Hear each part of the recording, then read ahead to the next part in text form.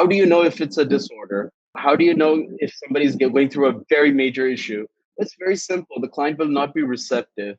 So we have ways to basically check the receptiveness of the client. And we're also there to basically see if it's falling into the ecology of us taking that client, of us agreeing to that coaching agreement. Worldwide, if you ask me, the coaching basically standard, we basically comply with all of them. So I can basically read them to you, from the article that we have. So coaching basically in definite sense, since I've done ICF based coaching and I've also done NLP based coaching, coaching has virtually no history. It has individuals, but because they were not practicing the standardized method, the results were not consistent. And what people in the coaching fraternity did is that they created standards so that they could benchmark. But nevertheless, NLP as a history has solid history of results going back all the way up to 1975, when coaching wasn't even mentioned by most of the people. It has proven and is used successfully with, verified businessmen, performers, athletes, politicians, the military and the Marines, special services, financial tycoons. Every successful coach in the world uses it. The biggest advocate, that we have, basically a raving fan who basically also does advocate NLP, is Tony Robbins. And you can see the range of the clientele that Tony Robbins looks into. Of course, he's working on a very different tangent altogether. So Tony Robbins has also been very amazing, contributor.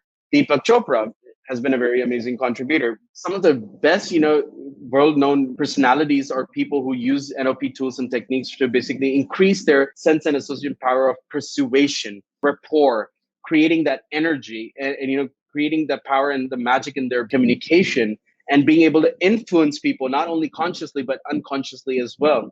Helping the clients to create that set of aspiration that they want to always create for themselves. So these are all the areas of coaching that we basically see. In the corporate sector, we have three areas. So if I'm always using NLP in the corporate sector, I'm using it for three areas. Number one, I'm using NLP coaching for underperformance. So it's a great, way to basically help the clients to come out of their sense of underperformance. Number two, I'm also using it for increased and enhanced performance. So if somebody wants to basically gear up for that, we want to basically do it in that format as well. We also use NLP coaching in the corporate sector for improving clients and individuals' future performance as well.